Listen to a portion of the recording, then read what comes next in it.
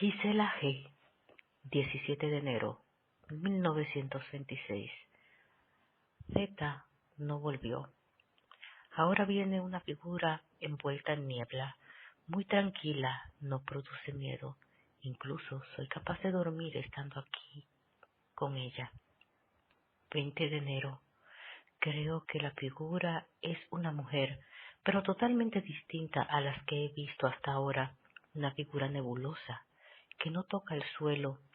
Su rostro es muy amable y bien joven. Vuela por la habitación con una gracia imposible de describir. 27 de enero. Mi queridísima visita ha venido todas las noches. Me acompañó incluso en D, donde experimenté ante ella algo muy extraño y bien particular. De un momento a otro se escuchó en mi habitación un estruendo, como si hubiera vaciado por el suelo una cesta de vidrios, un crujido indescriptible, y después mi habitación se llenó de llamas. Me invadió un terrible miedo, porque creí que en verdad mi habitación ardía por un incendio.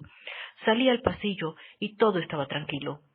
Volví a mi cuarto y estaba como si nada. Cuando pregunté a mi querida figura qué había sucedido, señaló por la ventana hacia el jardín, pero no vi nada. 1 de febrero. Últimamente me parece que la aparición ha estado más cerca de mí. Me dijo algo en voz baja, pero no entendí nada. 3 de febrero. He avanzado tanto que me siento feliz de verla. Le dije, pero dime al fin, ¿quién eres? Ella dijo, Gisela. Le pregunté, ¿por qué tú eres así, tan distinta a las demás? Ella me dijo, porque dentro de poco podré adorar.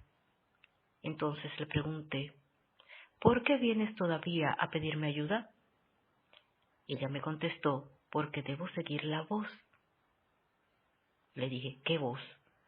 Ella, la voz de quien reza por mí. Y yo le contesté, pero yo he rezado por ti, ni siquiera te conozco. Ella me dice, dile que estoy salvada. Lo hice con la mano, no con la voluntad. Entonces me recordé que Gisela G.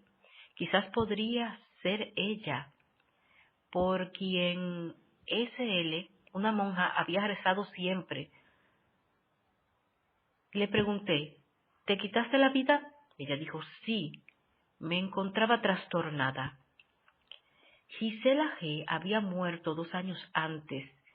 Se decía que ella misma había terminado con su vida. Tenía una monja amiga que rezó mucho por ella.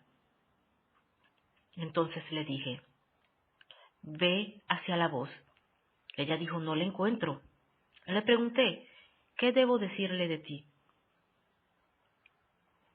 ¿Reza por ella? Ella dijo, ruego por ella y le agradezco por ella. 6 de febrero. Gisela regresó. Le pregunté, ¿por qué sigues viniendo siendo que estás tan cerca de la liberación? Ella me contestó, para animarte. Entonces le dije, te lo agradezco mucho, pero ¿me puedes decir qué era aquel tremendo ruido en llamas? Ella me contestó, prepárate a ser valiente. Y le contesté, ¿entonces aún ha de venir? Me contestó, sí, está establecido. Le pregunté, ¿no puedes rogar por mí para que no venga?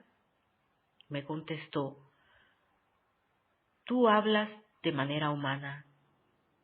Entonces le dije, mírame, soy siempre aquella. ¿Puedes hacerme el favor de decirme lo malo que aún hay en mí? Ella me contestó, está claro, alrededor tuyo, no permitas jamás que se oscurezca. Le contesté entonces, no me digas cosas bonitas, sino necesarias. Ella me dijo, ofrece cada vez más el sacrificio de tu voluntad, de esa manera te ayudarás a ti misma y los ayudarás a ellos. Puso las manos sobre mi cabeza y desapareció. Esa fue una aparición verdaderamente consoladora. Sin duda que no vendrá más. Una monja bajo la apariencia de serpiente. 8 de febrero. Ahora se presenta lo terrible, con violencia inconcebible. Nunca había oído ni visto espectáculo semejante. Tempestad, gritos, volcamientos de muebles arrojados al piso, justo aquellas cosas que uno no quisiera jamás experimentar. De todos modos, quiero ser valiente. Aún no veo nada. 9 de febrero. Hubo un huracán, tal en mi habitación que parecía como si puertas y ventanas fuesen a ser arrancadas. De nuevo, una angustia terrible, un miedo que crece hasta el extremo. ¿Y cómo podría estar ayuda a otros, siendo que yo mismo tengo tanta necesidad de ser socorrida? 12 de febrero. Fue algo tan amargo y duro que del miedo me corrieron gotas de sudor hasta el suelo. Me sentí tan sola en mi miseria como nunca. Una fuerza invisible parecía descargar su furia a mi alrededor. Como vi que se iba acercando a mi cama, fui regularmente a otra habitación. Se armó un tremendo huracán. Abrí la ventana y afuera todo estaba tranquilo. 13, 14 y 15 de febrero. Siempre lo mismo, estruendo y espanto. 18 de febrero. Fue tan tremendo que terminé enferma, entonces todo cesó. De todas formas me puse a recitar el Salmo 90. Qui habitat in auditorio altissimi, in protectione Dei Celi commemorabitur. Quien se escoge al asilo del Altísimo descansará siempre en la protección del cielo de Dios. Este salmo se adapta de manera particular a mí porque también me rodea el temor nocturno, ataques diabólicos, tribulaciones, de todo, y sin la ayuda de Dios no podría resistir más. 19 de enero. En medio del fuego ha aparecido como una masa sin forma, toda oscura, la que proviene el tremendo alboroto. Las llamas no emiten calor, la tempestad de antes ha terminado y le he rociado tanta agua bendita. Para ser sincera, de momento me encuentro en una muy mala situación espiritual. Me he envuelto en tan miserable que no puedo dar. Debido a mi enfermedad y debilidad, mi alma pasa mucha hambre. Esto lo voy comprendiendo cada vez más con mayor claridad. Cuando no puedo unirme sacramentalmente a Jesús, pierdo más y más fuerzas. 21 de enero, 21 de febrero. Lo peor que podría sucederme. Aquella masa oscura es una serpiente. Al verla me sentí paralizada del miedo. Es algo terrible para mí, que siento miedo hasta de una lagartija. La bestia es muy larga, como de unos 3 metros. Estoy tan asustada que me agobia la llegada de la noche. No soy capaz de hacer ningún sacrificio. De ninguna manera. Las llamas han desaparecido. Hasta el momento ha permanecido tranquila. Me han dado las buenas noches, pero, por el contrario, me dirijo al encuentro de un gran tormento. He aquí nuevamente lamentándome. Debo decirme, basta, Dios no me mandará más que cuanto puedo soportar. He pensado que, tal vez, estas anotaciones sean para mí como una medicina relajante después de las cosas que me hacen más felices. El padre Sebastián, su confesor, le había exhortado llevar un diario para que no comunicase a nadie de fuera, ni con los que vivía, de sus experiencias. Su director pensó que sería muy provechoso para ella hacer esas anotaciones. Hoy nosotros poseemos en nuestras manos. Sabemos que Goethe consideraba la escritura como una liberación. 23 de febrero. La serpiente no vino, sino hasta después de la 1. Se hizo sentir con un ruido sordo, como cuando un cuerpo cae desde bien alto. Permaneció largo rato extendida frente a mí. Sin embargo, me equivoqué con su medida, pues mide solo un poco más de 2 metros.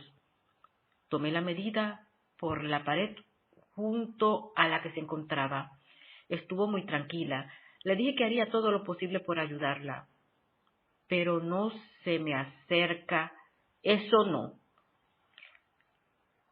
Hacia las 3 de la madrugada atravesó la pared junto a mi cama, hacia la habitación de Wolfram, quien dio un fuerte grito. Por la mañana le pregunté a la niñera qué tal había pasado la noche el niño. Me contestó, no supe qué pasó. Como a las 3 despertó y gritó, como si le tuviese miedo a algo. Siento mucho que el pequeño deba sufrir, solo porque su habitación queda junto a la mía. 24 de febrero. El pobre animal tiene ojos de fuego, en los que se ve claramente su infinito sufrimiento y desesperación. Rezar con una bestia es una sensación totalmente particular. No suelto ni por un instante la reliquia de la Santa Cruz. Me da una cierta tranquilidad. Se enrolló como normalmente lo hace una serpiente. No sé qué prefiero. De ninguna manera podría haberme acostado. Procuraba no pensar en lo que podría ocurrir. Le prohibí estar en la habitación del niño, amenazándola de no ayudarla si volvía a hacerlo. Debo decir que tengo como un cierto poder sobre ella, cosa que me hace bien. Se salió al pasillo arrastrándose. 25 de febrero. La he observado perfectamente, este color gris oscuro, con rayas blancas. Es absolutamente imposible pensar que no tenga un cuerpo real y tangible, y que sea solo producto de mi imaginación. Quienes creen eso es porque nunca han experimentado algo semejante, como lo que me ha tocado enfrentar. La toqué con mi bastón y se estiró de inmediato. No fue fácil. Sin embargo, lo hice apenas para tener la prueba de lo que acabo de escribir. 26 de febrero. Después de rezar con ella, se me acercó tanto que me aterrorizó. Creo que eso le hace bien a ella, pero todo lo contrario. A mí no. Tanto así que salté de la silla. No respondió a ninguna de mis preguntas. 2 de marzo. Mi soberbia fue castigada. No tengo poder alguno sobre ella. Cuando le ordené quedarse quieta, empezó a arrastrarse hacia mí y silbó de una manera tal que me dejó terriblemente espantada. El susto que experimenté es imposible de describir. 3 de marzo. Una jornada verdaderamente espantosa. Vi colgando a la serpiente en un árbol frente a mi escritorio. Rápidamente salí del cuarto. Me quedé un rato con algunos familiares para librarme de ella. Luego de 1 hora regresé, aún se encontraba allí. De día es todavía más horrible. Me escapé fuera, pero arrastrándose atravesó la puerta hacia mí. De repente desapareció. Por la noche sucedió lo peor. Estaba en el techo. Empezó a bajar y bajar. No supe qué pasó, pues quedé fulminada en el medio. 4 de marzo. La serpiente habla. Le dije, muéstrate de una vez como fuiste. No te soporto más. Ella me dijo, es culpa tuya. Le pregunté, ¿te he dado demasiado poco? Ella me dijo, sí. Le contesté, mis fuerzas han disminuido y el miedo a ti me devora. Ella me dijo, tú no eres pura, sin mancha. Le contesté, desgraciadamente, pero ¿cómo hiciste para saberlo? Ella me dijo, está turbio a tu alrededor. Le contesté, gracias, cambiaré. Y ahora lo más terrible, se enrolló toda y después se lanzó contra mi cama. Solo recuerdo haber gritado. Luego ya no estaba. El espanto, sin embargo, permaneció el resto del día en todos mis miembros. 5 de marzo.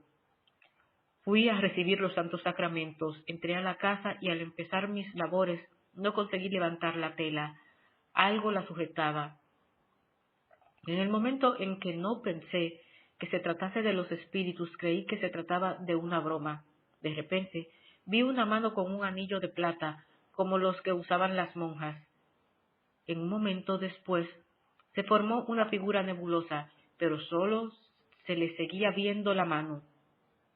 ¿Eres la serpiente?, pregunté. Ella me dijo, sí, tú me has conocido.